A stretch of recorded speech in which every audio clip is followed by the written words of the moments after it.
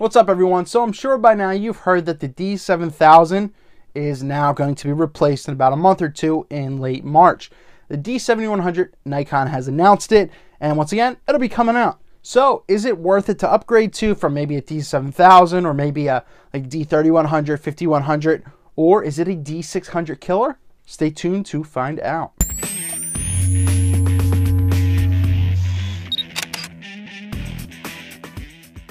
I'm sure by now you've been beaten over the head, with the specs or anything like that, and it really is just a waste of time to run through them. So I'll put them in a box like over here or something like that, so that way you can just look as you go along. I just have a couple quick notes on things, and we'll get into it. It'll be $1,200 with the body only, or $1,600 with the 18-105 kit lens. So they're valuing the 18-105 about $400. I'd say if you buy that kit, there's really no point. Hopefully, you already have some lenses if you're upgrading, but if you're jumping into it, I guess the 18-105 isn't horrible. Maybe look into a prime lens. It's going to be released in late March, and a couple of the quick things that you probably won't see.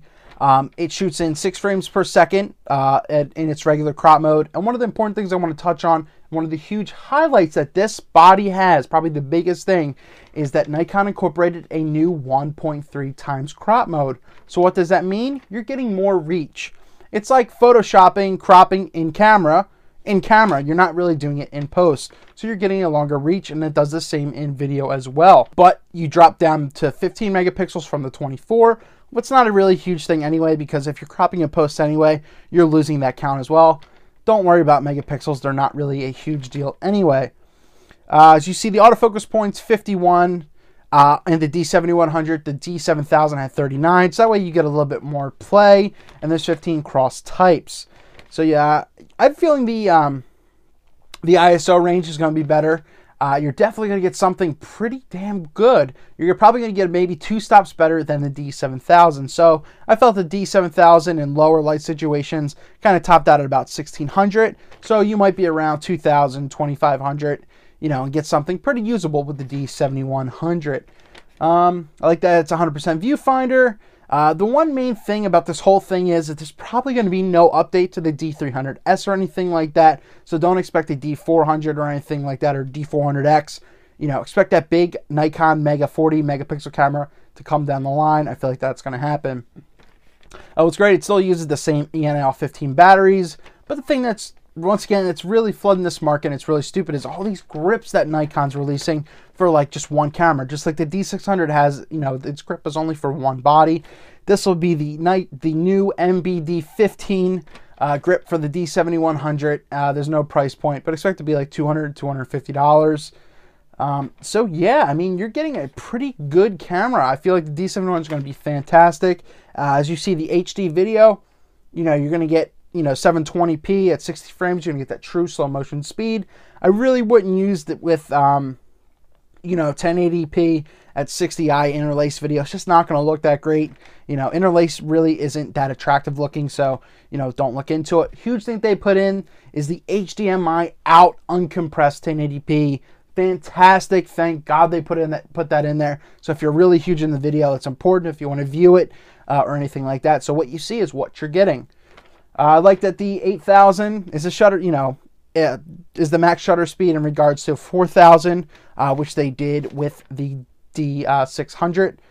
So 2 huge things you're going to notice in this spot. Improved focusing, because holy hell, wasn't that a huge problem with the D7000, was the focusing. And I felt about 80% of the time that it focused correctly, that I could get it to like autofocus and lock, but then back focus, front focus, even if I fine tune my lenses with the camera, it would still have that focusing issue. So Nikon says, oh, it's fantastic, it's improved. Well, you sure the hell better be, and I'm sure it probably is. And the other thing is having the no low pass filter. And I have a feeling Nikon might start incorporating that more into their bodies now within the future. So it's basically, it takes away an extra filter in front of the camera, be able to produce sharper images, less to reflect off of everything.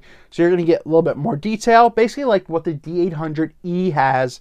So it's taking away that low pass filter. So it's going to be great, but you might get the issue of having more moiraying, which basically, if there's patterns of clothing that might look jumbled together, lines, vertical lines or something like that. So, with a couple clicks of Photoshop anyway, you'll be fine. So is this, you know, all this aside, all the specs aside, is this a huge upgrade too from a D7000? Hell no. Yes, it's obviously it's going to be a better camera. It's going to give more, you know, better image quality, and the focusing system obviously should be better. So it's really not a huge upgrade though. Yeah, you'd be getting something, but it's really not a huge leap up. Your next point would be to go full frame anyway. But if you have like maybe a D3100, D3000, 5100 in that range, and you're looking to, you know, have a huge jump up, the D7100 is a fantastic option. But remember to build your lenses towards something better. Is it a D600 killer?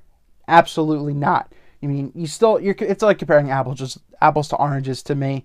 You know, you have full frame here and crop here, and they're really never going to cross. You know, it's really not going to be worth it.